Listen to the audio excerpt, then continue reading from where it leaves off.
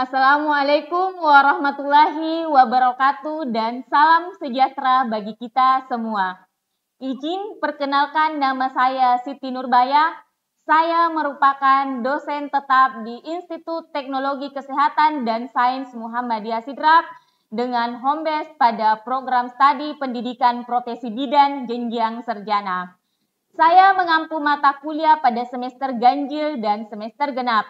Di antaranya mata kuliah pengantar praktik kebidanan, KDPK, bayi balita dan anak prasekolah, asuhan tumbuh kembang pada neonatus, bayi balita dan anak prasekolah, serta keluarga berencana. Dari beberapa mata kuliah yang saya ajarkan, ada mata kuliah yang menjadi fokus saya pada bidang saya, yaitu mata kuliah asuhan tumbuh kembang pada neonatus, bayi balita dan anak prasekolah. Yaitu mata kuliah ini diajarkan pada semester 5 dengan beban SKS sebanyak 4 SKS, 2 SKS praktikum dan 2 SKS teori. Asuhan tumbuh kembang pada neonatus, bayi balita dan anak prasekolah yang hadir untuk memberikan kemampuan kepada mahasiswa atau peserta didik untuk mampu melakukan asuhan tumbuh kembang pada neonatus, bayi balita dan anak prasekolah, serta mampu melakukan deteksi dini pertumbuhan dan perkembangan pada bayi balita dan anak prasekolah. Adapun capaian pada mata kuliah ini diantaranya mahasiswa mampu menjelaskan tentang adaptasi fisiologi pada neonatus, kemudian memahami kebutuhan dasar, menjelaskan tentang pertumbuhan dan perkembangan, memahami manajemen penerapan stimulasi, deteksi, dan intervensi dini atau SDI-DTK, kemudian mampu melaksanakan dan mengaplikasikan instrumen deteksi dini pertumbuhan dan perkembangan, serta mampu melakukan kolaborasi serta rujukan pada hasil evaluasi pertumbuhan dan perkembangan. Sesuai dengan RPS yang kami kembangkan, mahasiswa akan belajar melalui beberapa topik baik melalui media pembelajaran, teori maupun melalui praktikum yang ada di praktikum mini hospital yang ada di Institut Teknologi Kesehatan dan Sains Muhammadiyah Sidrap. Ya, di mana pada perkuliahan ini dilaksanakan selama 16 kali pertemuan. Adapun referensi yang saya gunakan pada mata kuliah ini dari beberapa buku yang sesuai dengan kurikulum sarjana kebidanan, kemudian dari beberapa jurnal baik itu jurnal nasional maupun jurnal internasional, dan dari beberapa artikel serta jurnal yang telah terpublish baik itu dari jurnal dosen kebidanan yang ada di Institut Teknologi Kesehatan dan Sains Muhammadiyah Sidrap. Setelah saya menjelaskan deskripsi singkat mata kuliah yang saya ajarkan, yaitu mata kuliah asuhan tumbuh kembang pada neonatus, bayi balita dan anak prasekolah, saya akan menjelaskan terkait teknik pengajaran yang saya gunakan selama ini, yaitu menggunakan teknik DEA, Delivery, Interaction, dan Assessment. Yang pertama, delivery. Di sini saya akan menyampaikan proses perkuliahan meliputi PBL atau Problem Basic Learning, kemudian ada case study, kemudian smart group discussion, yang akan membuat diskusi-diskusi kecil maupun diskusi-diskusi besar, baik itu di dalam kelas maupun di luar kelas, atau simulasi yang ditunjang pada laboratorium mini hospital yang ada di IPKES Muhammadiyah Sidrap dengan konsep mini hospital. Kemudian yang kedua yaitu tentang metode atau teknik interaction, di mana pada metode interaction ini saya melakukan interaksi dengan mahasiswa baik di dalam kelas maupun di luar kelas, dan serta beberapa di laboratorium. Di dalam kelas biasanya ada diskusi, presentasi, dan tanya jawab antara mahasiswa dan dosen serta mahasiswa dengan mahasiswa itu sendiri. Selanjutnya yang ketiga tentang asesmen. Nah, asesmen di sini saya melakukan penilaian kepada mahasiswa peserta didik saya.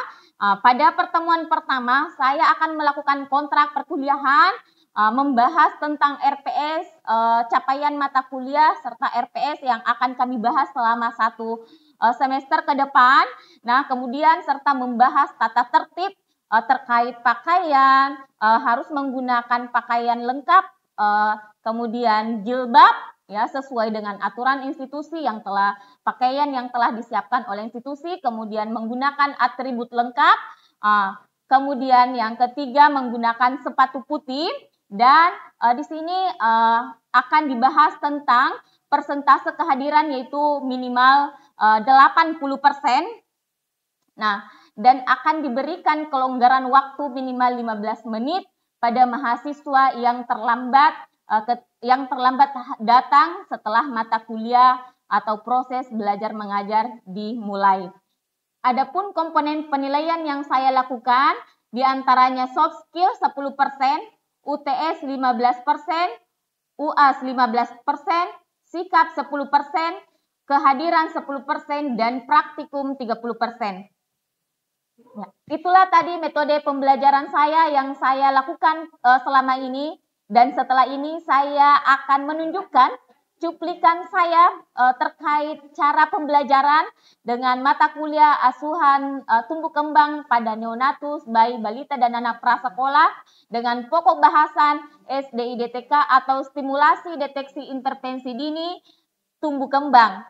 Ya, terima kasih dan selamat menyaksikan. Wassalamualaikum warahmatullahi wabarakatuh. Assalamualaikum warahmatullahi wabarakatuh. Waalaikumsalam warahmatullahi wabarakatuh. Ya, alhamdulillah. Apa kabar hari ini? Alhamdulillah baik, Bu. Sehat? Sehat. Semangat? Semangat. Oke, begini dulu, semangat. Semangat. Oke. Ya, baiklah. Pada kesempatan hari ini adalah pertemuan kedua kita, ya. Ya, seperti biasanya sesuai dengan SOP perkuliahan yang ada di kampus kita. Sebelum kita memulai perkuliahan, ya mungkin yang bertugas hari ini untuk memimpin baca Al-Quran itu siapa? Saya, Bu. Ya, silahkan Nur Ainun. Ya, Bu. A'udzu billahi minasy syaithanir rajim. Bismillahirrahmanirrahim. Tabarakalladzi biyadihil mulku wa huwa ala kulli syai'in qadir. Alladzi khalaqal mauta wal hayata liyabluwakum ayyukum ahsanu amala wa huwal azizul ghafur. Alladzi khalaqa sab'a samawatin tibaqa ma tara fi khalqir rahmani min tafawud. Farji'il basara hal tara min futur. Thumma rji'il basara qarrataini yanqaliba ilaykal basaru khasi'an wa huwa hasir. Walaqad zayyana as-samaa'a ad-dunya bimasabiha waja'alnaha rujuman lisyayatin wa'atadna lahum 'adzabas sa'ir. Shadaqallahul azim. Terima kasih untuk Ananda Ainun. Ya, baiklah. anak-anakku sekalian, sekarang kan sehat ya. Ya, sebelum Ibu melanjutkan ke materi selanjutnya, kayaknya saya mau absen dulu ya. Semuanya hadir? Alhamdulillah hadir, Bu. Oke, saya absen dulu ya. Iya, Bu.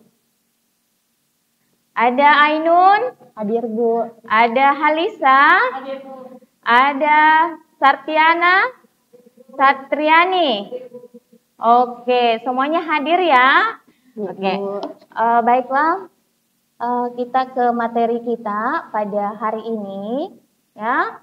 Ya, pada hari ini kita akan membahas tentang pokok bahasan stimulasi, deteksi dini, intervensi dini tumbuh kembang. Ya, sebelumnya minggu lalu kita belajar tentang konsep tumbuh kembang.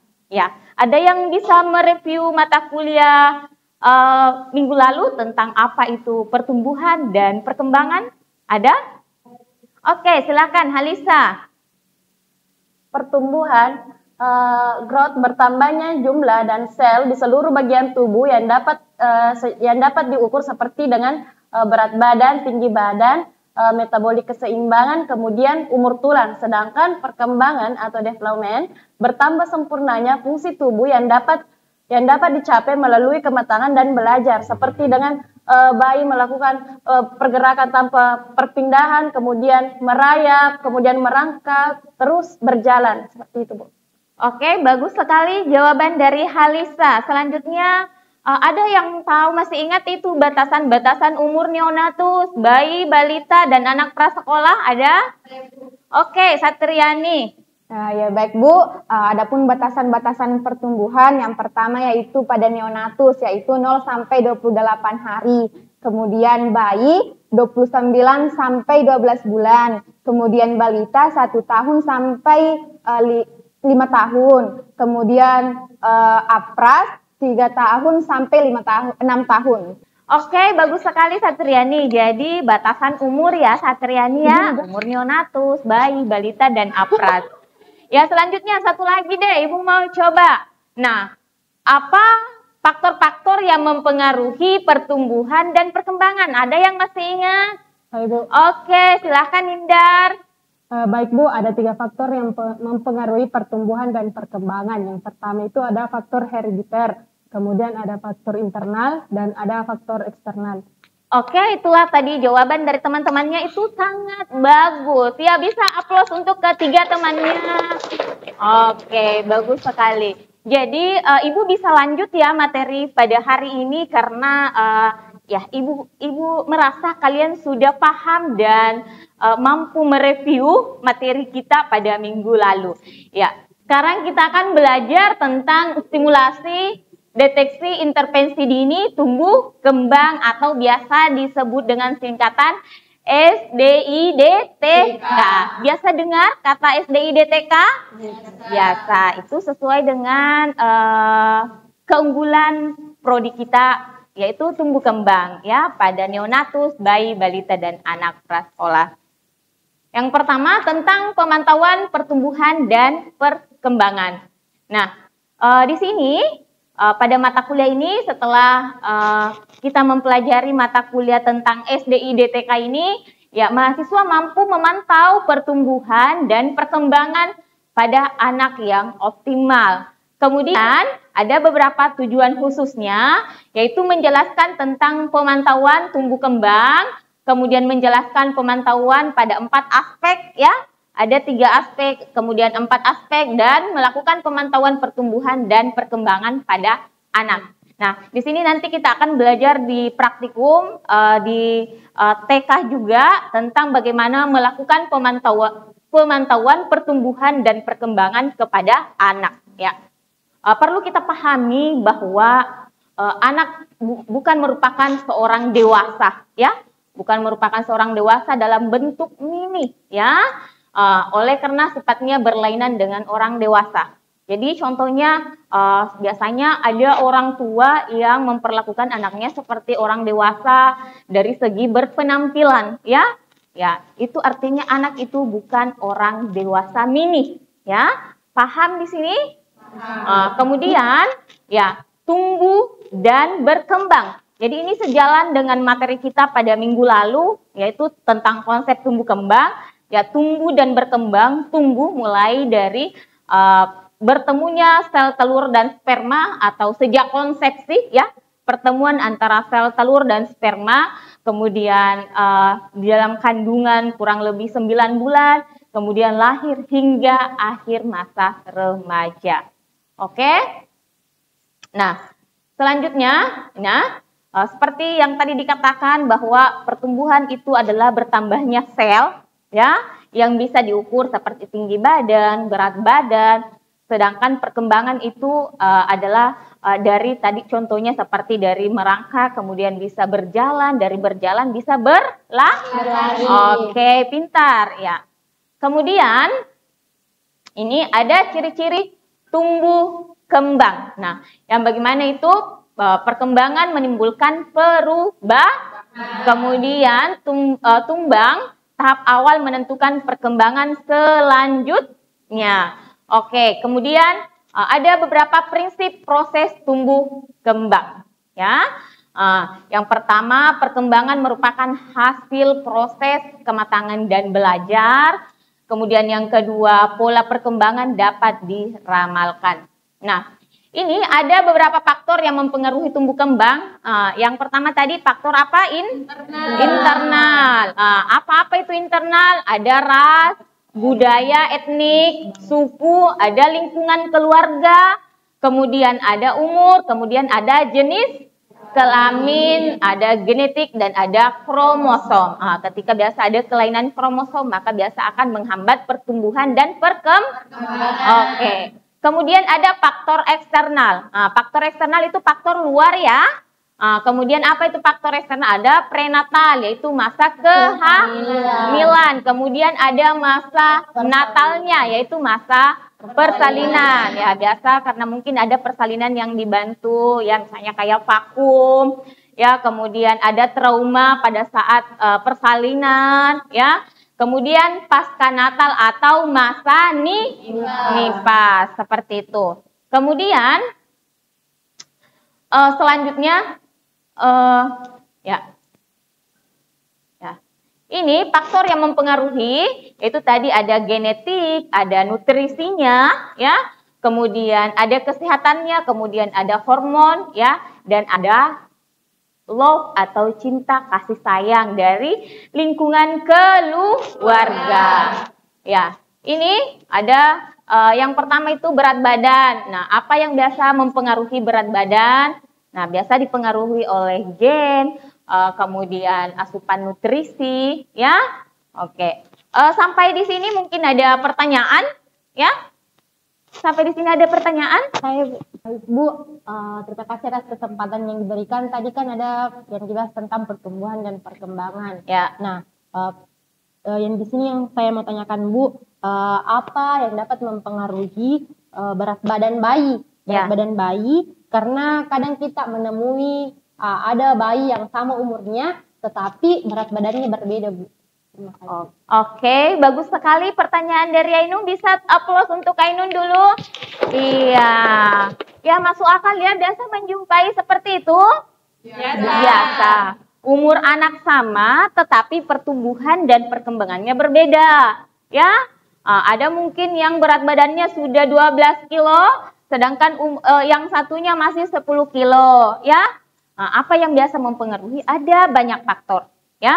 Ada banyak faktor, biasanya dari nutrisinya si anak, ya kan nutrisi beda-beda, tidak mungkin si A makan misalnya makan bubur sumsum, mungkin si B mungkin makan supor yang makan MPASI yang langsung dibuat oleh ibunya, jadi itu kan pasti berbeda nutrisi antara si A dan si B.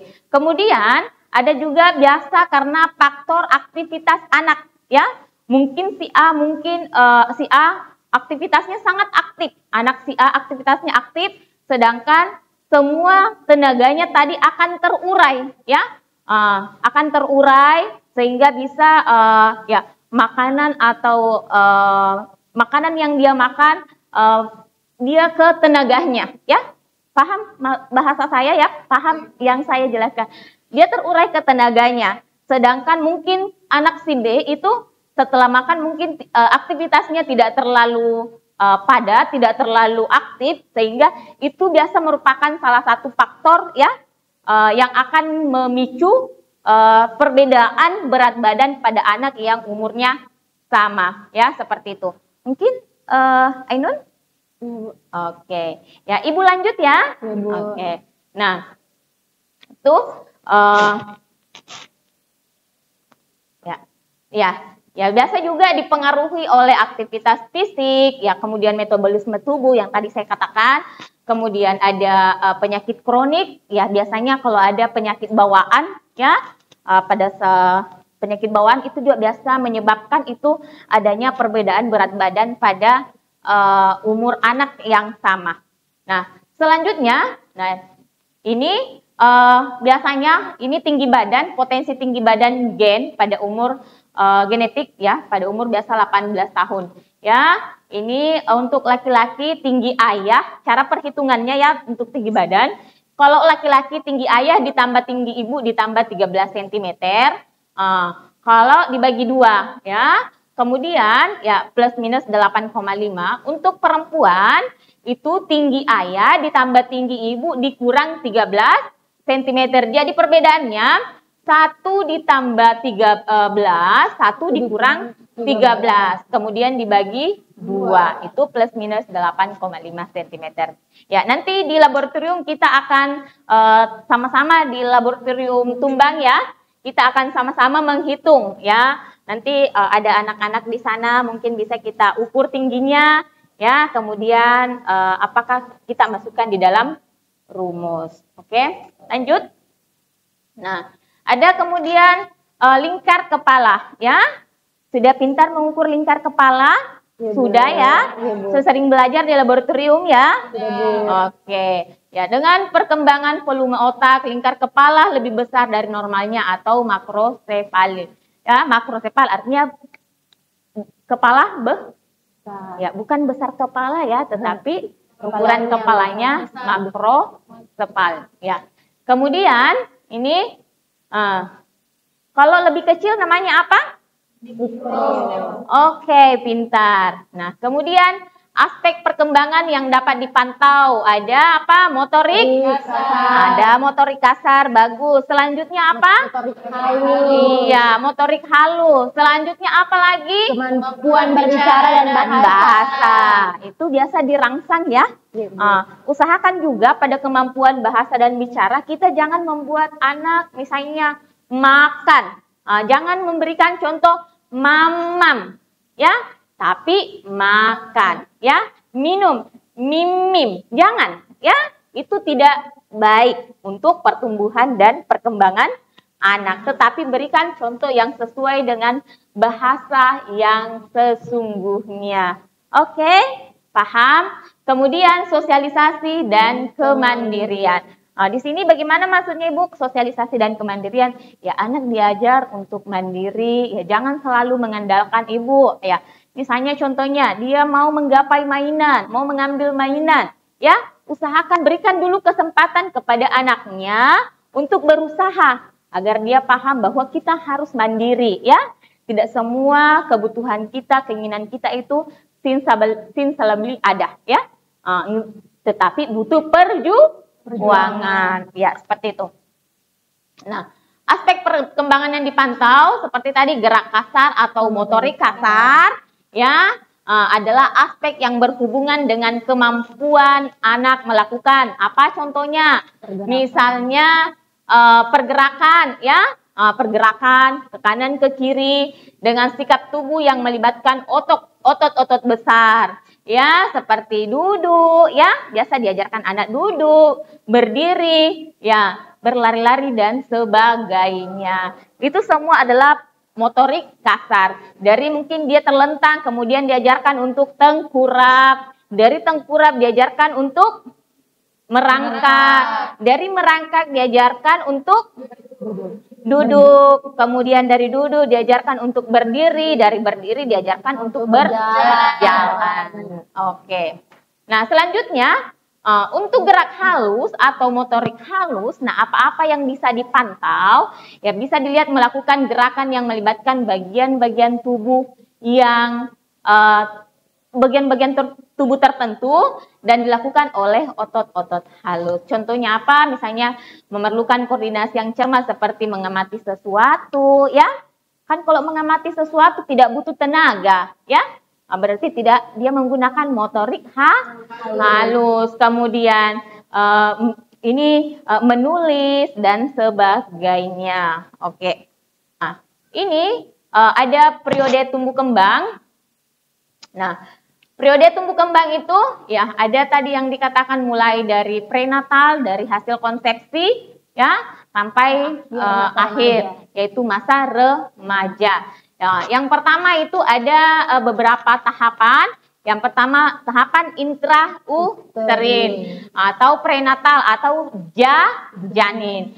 Nah, masa sigotnya itu misalnya konsepsi sampai 2 minggu, ada masa embrio yaitu 2 minggu sampai 8 sampai 12 minggu. Kemudian ada masa fetus 9 sampai 12 minggu hingga akhir kelahiran 37 sampai 42 minggu atau 9 bulan.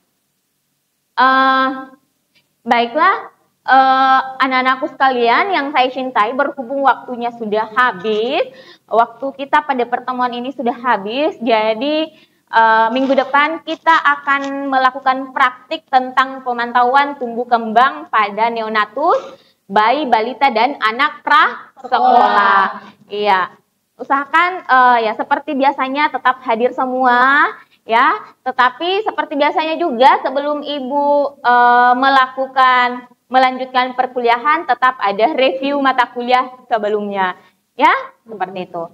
Masih ada pertanyaan? Oke, ya, silahkan. Terima kasih Bu atas kesempatan yang diberikan. Jadi pertanyaan saya yaitu bagaimana sih pertumbuhan dan perkembangan yang terjadi pada anak usia 0 sampai dengan 3 bulan? Oke, terima kasih Aulia. Bagus sekali pertanyaannya. Bisa upload dulu. Tahapan perkembangan, pertumbuhan dan perkembangan pada anak 0 sampai 3 bulan itu ya ada 0 sampai 3 bulan, 3 bulan sampai 6 bulan ya. Jadi jangan tadi saya katakan jangan memaksa anak yang bukan umurnya ya. Jangan sampai anak 3 bulan kita paksa untuk dia duduk ya, belum waktunya. Jadi untuk anak 3 bulan itu biasanya baru bisa mengangkat kepala ya. Sekitar 45 derajat ya. Kemudian bisa menoleh ke kanan dan ke kiri ya. Kemudian bisa mengoceh gitu ya, ngoceh. Ya, biasa lihat anak ngoceh kan? Kemudian biasa tersenyum ya, tersenyum atau tertawa ya, seperti itu. Dan tentunya anak pasti bisa menangis di umur segitu ya. Oke, bisa dipahami? Bisa. Oke, ada pertanyaan lagi? Oke, kalau tidak ada, saya kira cukup pertemuan kita. Nanti kita lanjut di pertemuan selanjutnya ya, karena waktunya sudah habis. Ya, baiklah. Sebelum kita menutup perkuliahan ini, kita berdoa bersama ya. Ya, silakan berdoa. Berdoa dimulai. Oke, selesai. Ya, Ibu mohon maaf apabila dalam pertemuan ini ada hal yang tidak berkenan di hati anak-anakku sekalian. Ya, sampai jumpa di pertemuan selanjutnya. Akhir kata, Assalamualaikum warahmatullahi wabarakatuh. Waalaikumsalam warahmatullahi wabarakatuh.